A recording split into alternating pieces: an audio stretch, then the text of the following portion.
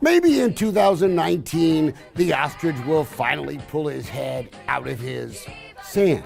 No, we're not dissing this ostrich. We're talking about these guys, the folks who were elected to police the cost of 911 ambulance service up in Spring. You unlock this door with the key of imagination. Beyond it is another dimension. You've seen us invoke the Twilight Zone to try and explain the bizarre lack of transparency with the spiraling budget up there. The latest episode just proves our point. But this is the Twilight Zone. Secondly, I was asked to analyze the funding needs of CCEMS. ESD-11 brought Greg Schulke in to investigate, to make sure ambulance contractor Cypress Creek EMS wasn't cheating taxpayers. Surprise, surprise, CCMS wouldn't come clean. I was told that they're coming in to audit stuff.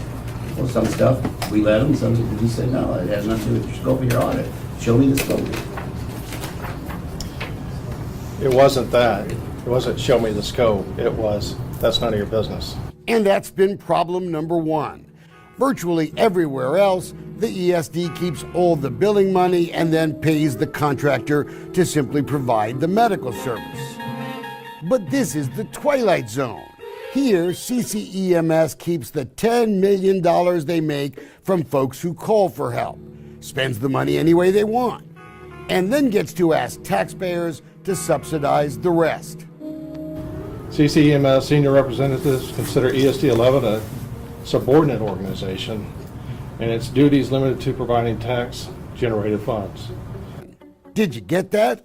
The contractor actually thinks your elected officials actually work for them, not the other way around.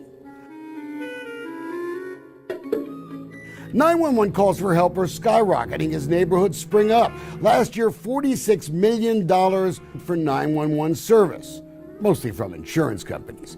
You know how much was actually collected? Just $10 million. Billed 46. What did you collect? 10. That's 22%. Costs are going like this. How is billing revenue going like this?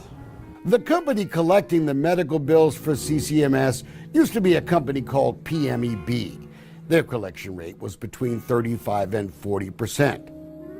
This is the current company, Coronis, which curiously formed just a few days before they got the lucrative CCEMS contract. Oh, did I mention the company is run by the wife of the number 2 guy at CCEMS? PMEB is now suing CCEMS, claiming the decision to hire Coronis was bid rigging. But we'll focus on the bigger question for taxpayers, the dismal collection rate. And I'm seeing 22% recovery when everything used to be 35. Coronis refused to answer some of the auditor's key questions. Instead of demanding answers, ESD Commissioner Karen Plummer, well, she blames derelicts. Really? All the rich people are calling. It's all the derelicts that are calling. We still have to report. We still have to go to them, whether they pay or not, or whether they're unemployed or not. Maybe there is an explosion of derelicts up in the Spring area, so just to be sure, we call the folks at the Montgomery County Health District. They serve mostly East Montgomery County, just to make sure. You know what their collection rate is? 40.35%. Oh, maybe all the derelicts just like to hang out in Spring. It matters. Wait till you hear how much. Yeah, the formula is the same. Oh, well, how much? $14 million discrepancy. No one has ever questioned that CCMS provides great medical service. But taxpayers now add more than $15 million to their budget, with no control on how much their bigwigs make. CCEMS has spent hundreds of thousands of dollars dealing with a fraud investigation by the FBI and IRS. Why is that taxpayers' problem? CCMS has already been charged with a crime for refusing to show their payroll records to the public. But remember, CCEMS actually helped a lot of these folks get elected in violation of federal law. You know, help elect the folks who are supposed to be watching you. Taking the pledge. That we will never replace it with a private ambulance service. And maybe that tells us this whole ostrich thing is no accident. Daydreaming, heads in the sand. Daydreaming, gee, but it's grand. And for 2016, the CCEMS made $2.9 million. In 2017, they made $2.6 million.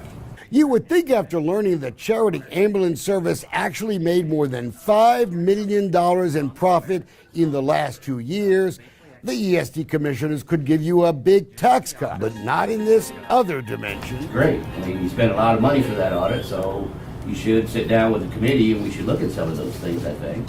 But it shouldn't affect this budget. Brad England has a lot of nerve. He was swamped with sexual harassment allegations in 2018, but is still there. He refused to share information with the taxpayer's internal auditor, and he hides records you deserve to see. But these ESD commissioners, well, they approved the budget anyway, without a single change. All in favor? Aye. When you elect lapdogs and cheerleaders, not watchdogs, this is what you get.